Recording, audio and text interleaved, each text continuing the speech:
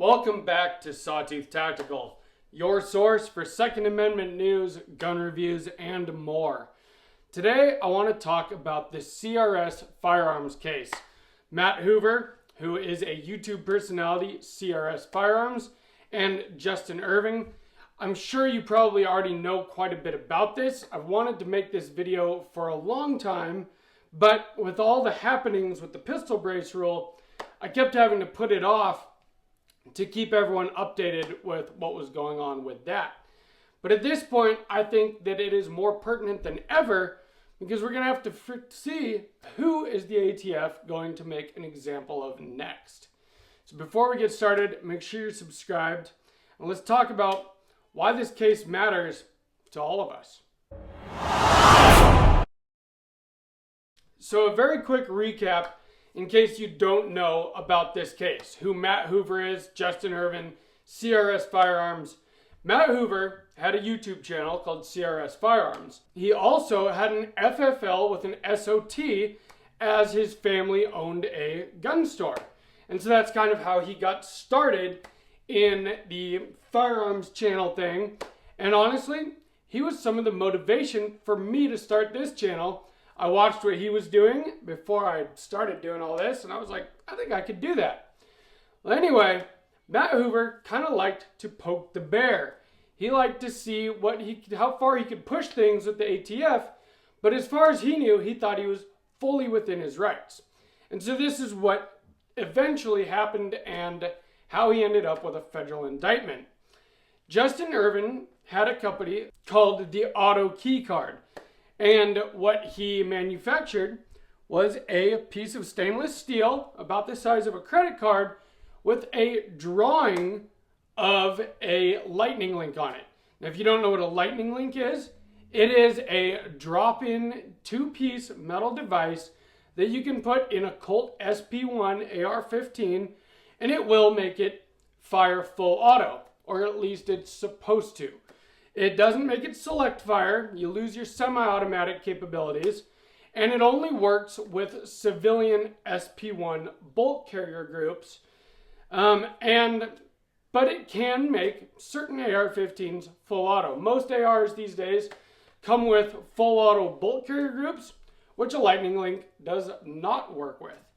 But anyway, Justin Ervin had this product and he asked Matt Hoover to promote it on his YouTube channel. And so they formed a business partnership or relationship there. And Matt did that. And he made a number of videos and you've probably seen some of them. You've probably seen some of the clips. And I will admit that he was, like I said, kind of poking at the ATF. But he thought he was well within his rights because this wasn't an actual auto sear. It wasn't a drop-in device. It was a card metal with a drawing on it. Well, and it turns out that it was actually about 50% thinner than the metal that you're supposed to use for a lightning link, and that the drawing was not even to the correct dimensions. Well, the ATF and the Justice Department went after Justin Ervin, and he's been incarcerated now for over 2 years, and they also indicted Matt Hoover on conspiracy charges for distributing machine guns. Now, the funny thing about this case, it's actually not funny at all, but it went to trial and these two men were convicted. Justin Ervin is facing up to 110 years in federal prison. Matt Hoover is facing 45 years in federal prison. And obviously, he didn't think he was necessarily doing anything illegal, or he wouldn't have put it out there on YouTube for millions of people to see. And the thing is this. What they were able to convict him on, to me, is absolutely ridiculous. But it should be a warning, unfortunately, to all of us. Especially people that have YouTube channels or are personalities out there. Who is the ATF going to make an example out of next? So they took these lightning links. They had 3 people that had bought them that, of course, they were threatening with more prison time if they didn't, work with the prosecution. All 3 of these people said that they intended to try to make a machine gun out of their lightning link, or out of their auto key card, actually. None of them could get them to work. And so an ATF specialist, a firearms expert, tried to do this, couldn't get one to work, and so he had to basically make a firearm malfunction by using ammo with extremely light primers. He had to completely ignore the lines on the piece of metal that was drawn on it and make his own lightning link out of just that material that these two men were selling. And then he couldn't get it to work with an SP1 bolt carrier group, which is what the lightning link is designed to be used with, but only with an actual full auto bolt carrier group, which if you understand how all these things work, that shouldn't even work. Because of the way it's cut, it shouldn't interact with the lightning link correctly. So basically what he did is it held open the disconnector so that he got hammer follow on some light primer strike ammo, and he got one AR-15 out of multiple that he tried and multiple lightning links that he tried to cut out. He got one of them to fire fully automatic for 5 rounds. But really, it was actually just malfunctioning and getting hammer follow, which is actually fairly dangerous because you could get an out of battery detonation. Anyway, this case, these guys never should have got convicted for this. It was absolutely ridiculous, but somehow the ATF, the Justice Department, convinced the jury. And these two men were convicted. They haven't been sentenced yet, but they are both sitting in federal prison right now. Well, I guess they're sitting in jail waiting to go to federal prison. But this is a scary thing these days that we have to think about. With this pistol brace rule that just came down, there are all of these injunctions, and so a lot of us should be covered under those injunctions and not really have anything to worry about. But is that really true? Is the ATF going to go by the letter of the law? Or are they going to come into your house, try to charge you with some kind of constructive possession, even if you don't have your brace on your gun, and ruin your life? Are they going to take you and lock you up, and you're going to have to spend tens, if not hundreds of thousands of dollars trying to defend yourself over a piece of plastic that was on the back of your gun? Who are they going to make an example of so that people take them seriously? Because obviously, as we talked about last week, there was mass non-compliance with this rule. Out of up to 40 million pistol braces out there, only about a quarter of a million of them were actually registered under the Amnesty Form 1 that they offered. So that means that there are millions of them out there that are not in compliance. Now, what are they going to do?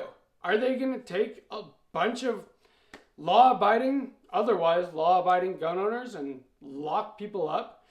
There's a lot of other YouTube channels, myself included, that have been highly critical of the ATF, especially over the last 4 months with this whole pistol brace rule coming out. Are they going to go after one of us? Who are we going to see next? And whoever it is, we need to rally behind them. I know that Matt Hoover and Justin Ervin have had a lot of support, as they should. I feel terrible for those two guys. Whether the decisions that they made were smart or highly risky, they still shouldn't be convicted of trafficking machine guns for a piece of metal with a drawing on it.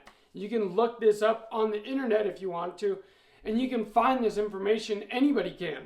With things like the Anarchist Cookbook out there, I mean, we're supposed to have our First Amendment rights as well as our Second Amendment rights. You should be able to just about say anything you want as long as it's not harming someone else. But obviously, that is no longer true in the world that we live in currently. And so, I think maybe the point of this video is just maybe be careful. We shouldn't have to be careful what we say. We should be able to be critical of any government agency. That's part of what our country was built on. But it looks like at this point that these agencies have been weaponized against us. And so I hope that we don't see other innocent people go down for things that are completely victimless crimes, because a gun crime shouldn't even be a thing unless it's tacked on to something that was violent. If you did harm to somebody with a firearm, sure, then you should get locked up. But just for having your firearm in a certain configuration, if you're not hurting anybody, that should not be a crime. And in fact, we should be able to own full autos if we want to. The Second Amendment doesn't say anything about not being infringed except. And so, my hope is just this, that as a firearms community, that we all stand together and back and support anybody that they do try to make an example of. Because this is a fight. And the people that are unfortunately going to make a big difference in the fight are the ones that are going to have cases that need to be taken to the Supreme Court in order to get things changed. And so I just hope that we can all support those people. And hopefully it doesn't happen to any more of us. But I have a feeling that it might. If you guys enjoyed this video at all, please subscribe to Sawtooth Tactical. Hit that notification bell. Give me a thumbs up, a like, share. Leave me a comment what you think about all this. And from Sawtooth Tactical, stay strapped or get clapped.